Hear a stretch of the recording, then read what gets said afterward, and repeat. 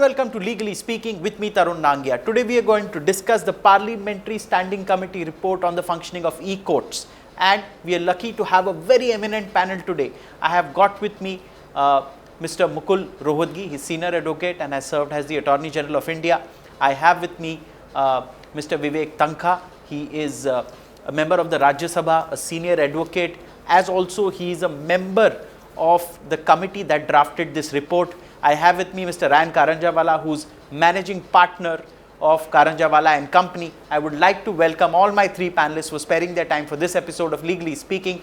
We will start with a round of opening comments by all three panelists now. So Tarun, people say that every cloud has a silver lining. And everyone has been wondering what will be the silver lining of this particular pandemic. So I think years back, when we look back at this time, we may feel that the silver lining of this pandemic for the legal profession was the introduction in a real manner of the virtual hearing process. And this particular report, which we've got here, the Bhupendra Yadav report, of which Vivek was also a learned member, has done a lot to promote that further. What the report recognizes is the following. Essentially, what does a virtual hearing do and why was it necessitated? It was necessitated because of an absence of being able to do physical hearings in these times.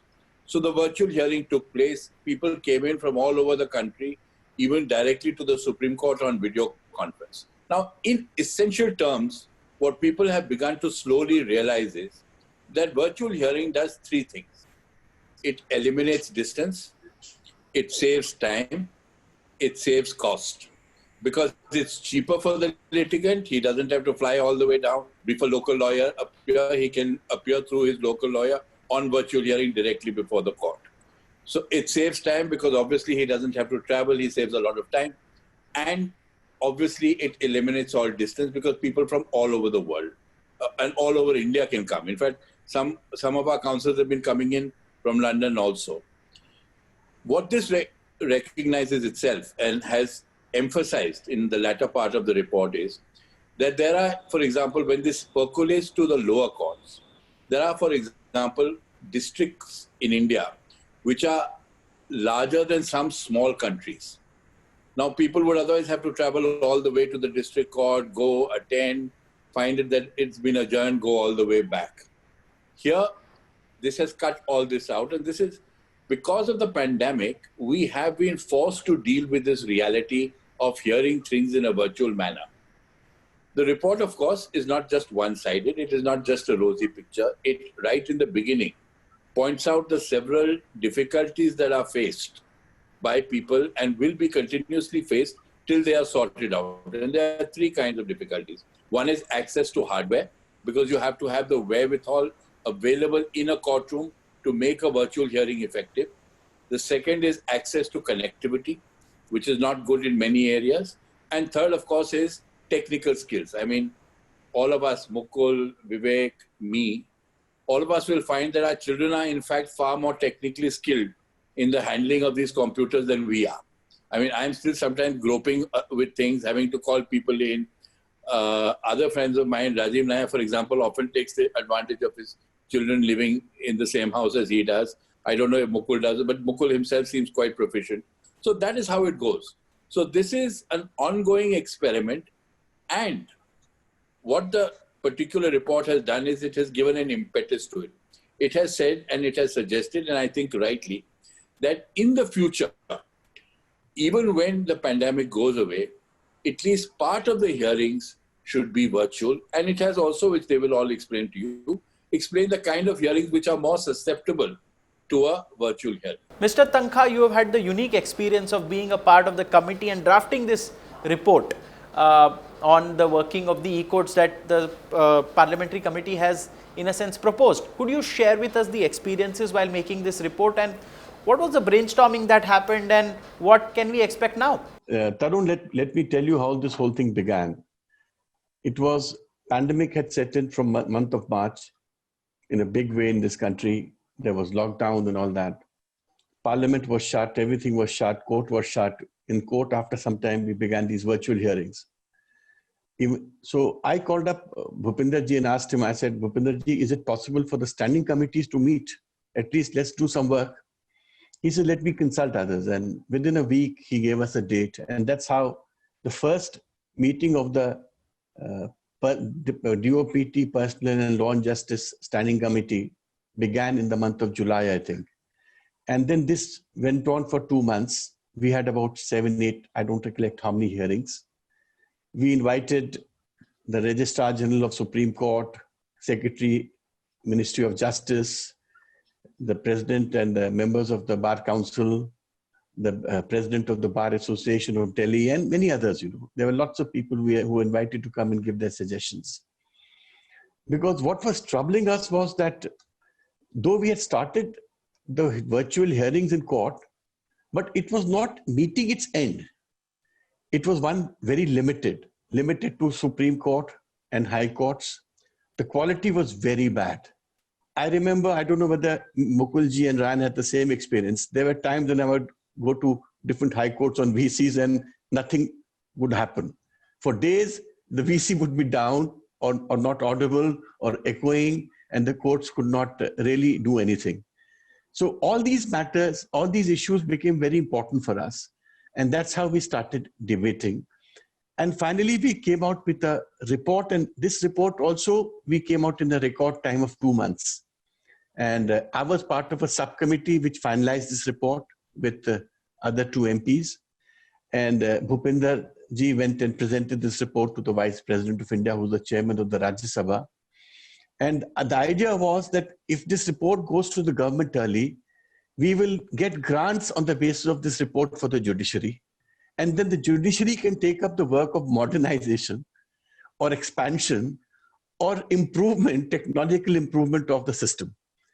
There were many shortcomings noticed by us. For instance, the system was not very good. Sometimes not audible, sometimes not working. And in district, and the largest number of cases are in district court. Now, those in district courts, this system has really not taken off at all. They had one pilot project of one district in each state, which is nothing. When you have 3 crore cases pending in the country, to have a pilot project in one district court, in one state is negligible. Similarly, we said that the quality of the hearing should also improve. Supreme Court quality is much better than what you find in many high courts today. So all these issues were discussed at length. I also suggested, and we all suggested, why do we insist on just government agencies doing it? When India can do such good work, Indians can do such good work world over in the IT sector, why don't we invite them to our platforms? Why don't we spend money on that and bring an efficient platform? I also suggested, and this was also incorporated in the report later, that we have installed those rooms which we call e-mitra. But if you want, you can come to the court. There's a room designated where you can sit and do your VC. I said, if somebody has to come from Noida every time to do a VC in Supreme Court, then the purpose is lost. And large majority of lawyers didn't even have that facility of doing it at home. So I said, why not engage properly private agencies, authorize them to install VCs, to install systems for that period when the court is to hear the matter on a payment basis at the homes of offices of lawyers. Make things easy for them. This is like hearing at doorstep. I mean, you make facilities available. Because a lot of lawyers, as Ryan rightly said, can't operate computers. They don't know how to connect.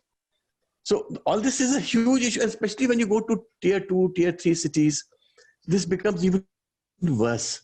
So it was a very wholesome exercise done in a hurry also to some extent, but also to push improvement in the system. And we felt from day one, this is not going to go. This system will come to stay maybe as an additionality to the physical system of hearing.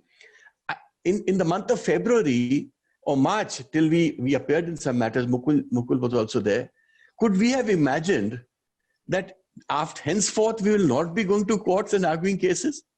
I mean, it was something unthinkable. That is why people say the world before COVID and world after COVID is going to be a watershed. I mean, like before Christ and after Christ, the world in the future will be seen as before COVID and after COVID. That's a very So, this is how we, yeah. So we are, and every adversity also, like Ryan said, is also an opportunity to do better, improve your technology, improve your systems. I mean, a lot of things should have been done much before COVID even began. For instance, I recollect in the 2012, we had a meeting in the Delhi High Court where I went with Sam Petroda and some other tech giants, trying to evolve a methodology by which high court and district courts become more computer savvy one, and connecting district courts and sessions court with jail, with police stations, with hospitals, and you have video conferencing between all these institutions, so the movement of people becomes less. So all this was a thought process for a very long time, but it took a pandemic to make it a reality. That's a very good point shared about the workings of the standing committee and the thought process. I'll go to Mr. Rohatgi, who's been one of the busiest lawyers throughout the pandemic. We know he was appearing in multiple cases all through the pandemic. In a sense, he has the best experience of what it takes to face the pandemic in terms of appearance. Sir, could you shed light on how was this experience like?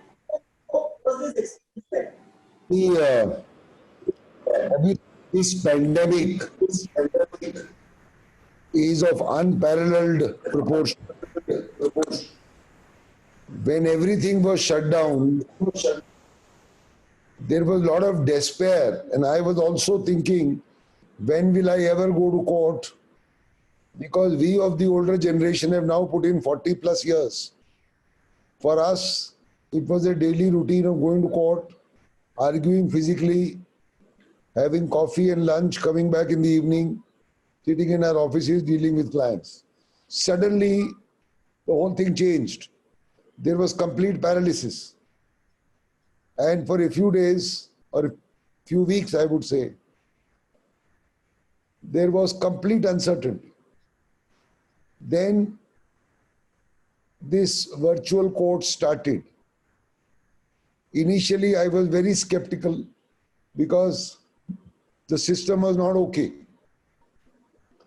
Many times you were not connected, you could not argue. Couple of times the case went undefended because one party could not be unmuted, because Supreme Court controls the muting as opposed to different high courts where there is no controlled muting.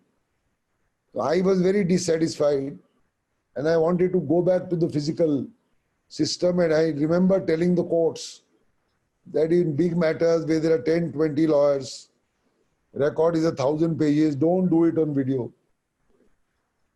I mean, don't do it on virtual, and we should go back. Originally, some judges also agreed with us and adjourned larger hearings. But then, when it was found that COVID is here to stay, you have no choice. Cases are mounting. You have to carry on. You have to soldier on. Some problems here, some problems there. Some things will suffer. Nothing is ideal. Even in a physical system, some things suffer. So everybody cooperated and it went on, and it has become much better than what it was when it started. But I want to take a minute or two and tell you, or tell the viewers. You see, for the last 10 odd years, at least in the Delhi High Court, there was an experience of an e-court, but physical appearance.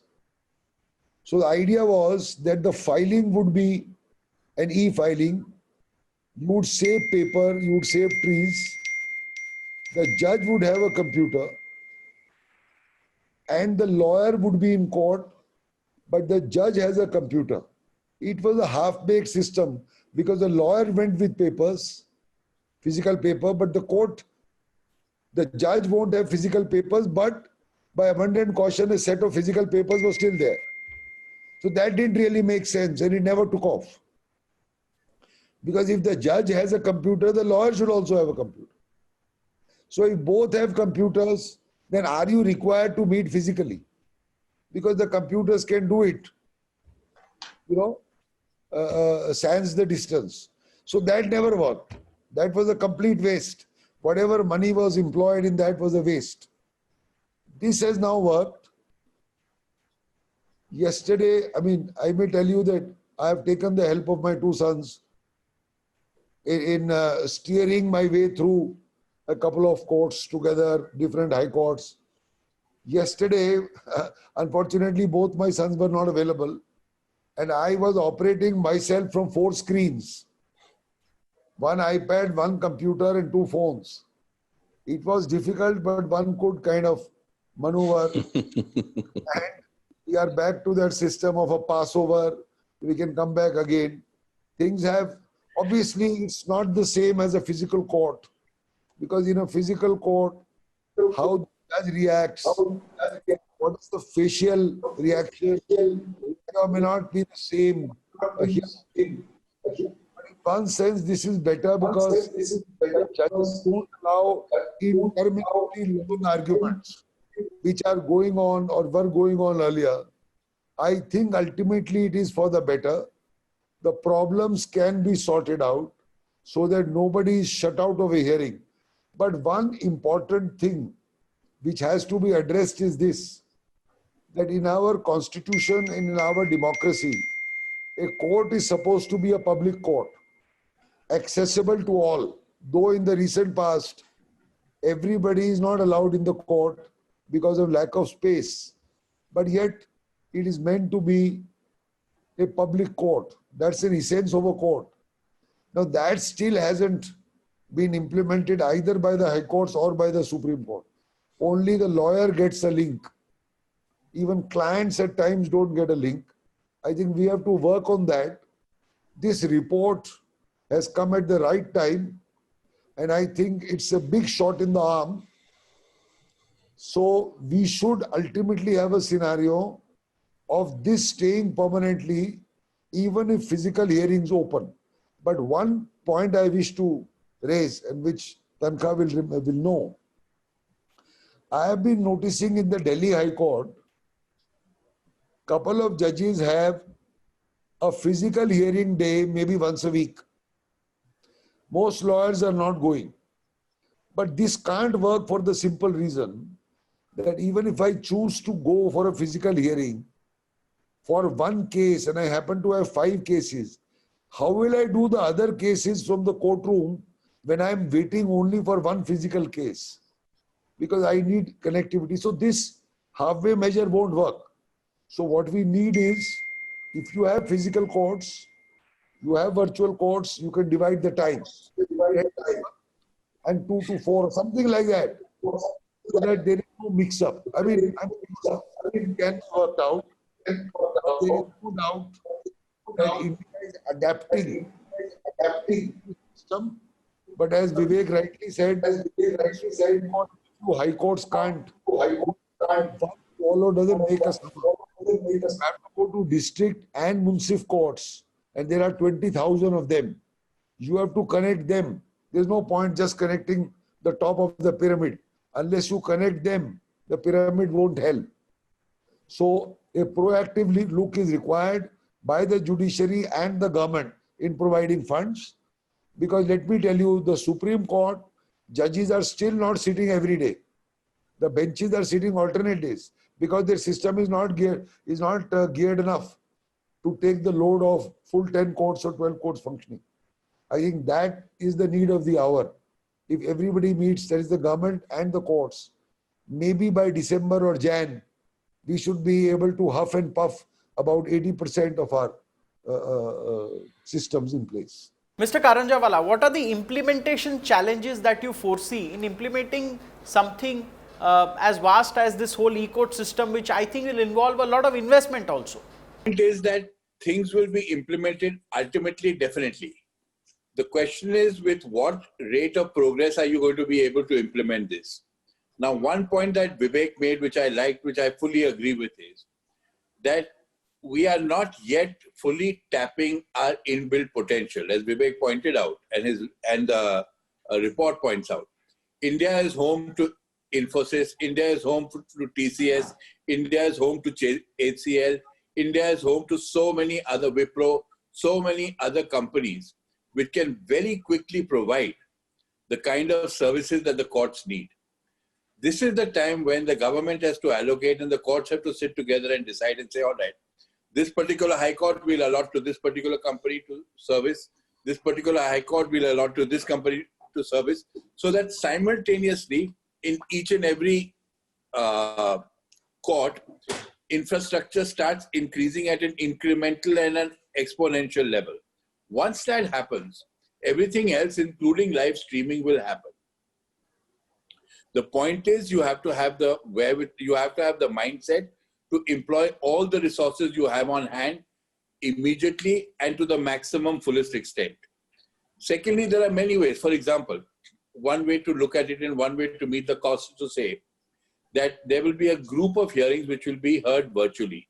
Now, the court fees in those kind of hearings can be additional to or more than the normal court fee, because in any case, the litigant saves a lot of money by approaching the court in a virtual manner vis-a-vis approaching the court in a physical, real manner.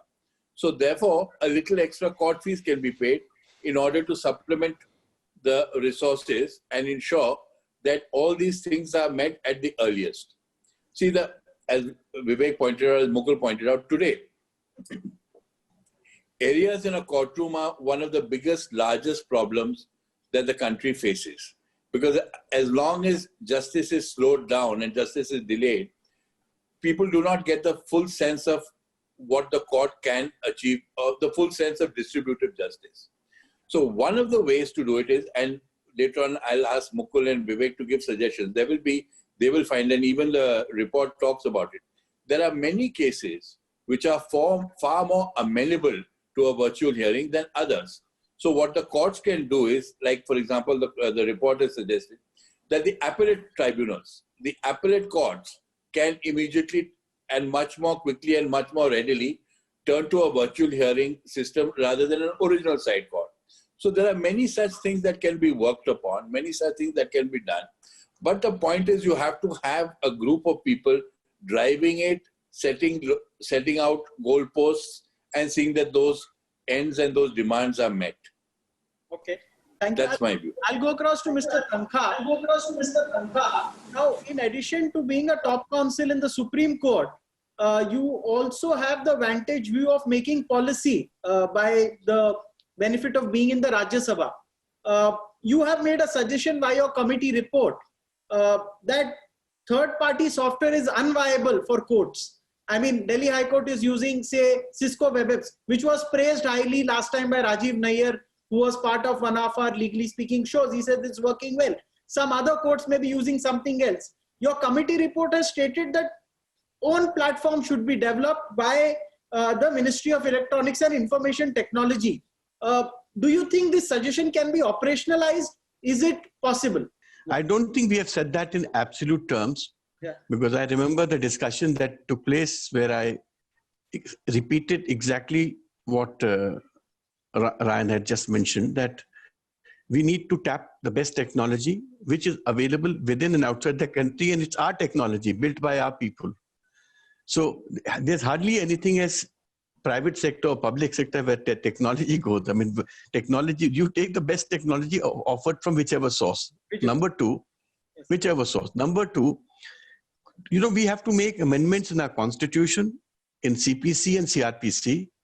There are sections which say that the courts can only be held in an open proceedings. Now, that concept which was there earlier, I mean, today has under Article 142, the Supreme Court has passed a order which governs us. But these amendments also need to come in these procedural enactments to ensure VC can happen in a proper form and manner. Number three, as Mr. Rohutgi rightly said, you can't have two parallel things working together, because it could cause a lot of inconvenience to a lot of counsels who have cases both VC and physical. So a modality will need to be worked out, how to harness the best of the two systems, from the two systems. Also, I would like to say that I am a great supporter of live streaming for many reasons. Not only it would stop the clients from coming to court, even today that huge crowd of interns which is in Supreme Court or High Courts need not come if live streaming is allowed. They can see these proceedings from their classes. And I have even suggested that law schools, live streaming education should be part of the curriculum of law schools. I remember one of the last cases that was argued physically in Supreme Court was on the 19th of March. That was the Madhya Pradesh Assembly matter. I think Mukul was also there. But some of the finest arguments were addressed from all sides in those proceedings. Imagine if the students all over the country, law students, were able to hear those arguments that day. They would have benefited so much. And this is one case. We can talk of hundreds of such cases. So, as I said, the world has changed. COVID has forced us to change, in fact. And you can't stop the march of technology. Things are becoming cheaper, things are becoming easier, more accessible. You can't stop that also, because that is a demand of time. I also, in zest, could say that the reason why benches had to be created in the past was because you had to go, say, from Meerut to Allahabad to argue a case. If now somebody sitting in Meerut or somebody sitting in Bhopal can file a case from Bhopal or Meerut, can argue a case from Bhopal or Meerut, apart from a building which happens to be in Jabalpur or Allahabad or Lucknow, everything else is equally accessible. So technology is going to solve a lot of issues also, interpersonal issues also. But as Mr. Rohgi rightly said, we need to have committees which have to delve deeper into the systems, provide proper procedures, how to work it. And another issue which came before us, when the Bar Council of India and the bar associations were complaining that we don't, in the system that is being created by the courts, the bar associations are not consulted sufficiently. Now, I would appeal to the courts that bar is as big a stakeholder, if not a bigger stakeholder than the bench. Whenever you change systems, you bring in new systems, do consult your lawyers, do consult your bar associations. Because at the end of the day, if both bar and the bench are not ad idem, how will the system work? So we have prompted the new system. We've initiated the process. We've given the thoughts. We've given the line. We've said that this system is there to stay, even though physical will continue with the traditional courts. But at the same time, this new system needs to be properly chiseled, put in place, modeled, and for that, a good consultative process is also required. That's a very important point. On this end, I'll end the part one of Legally Speaking on the Standing Committee on E-Courts. In part two, we will discuss a few more points that the Standing Committee report has mentioned, and we'll request our honorable panelists to give their opinions on that. But I will like to thank Mr. Karanjawala, Mr. Tankha, and Mr. Rohgi for sparing their time today.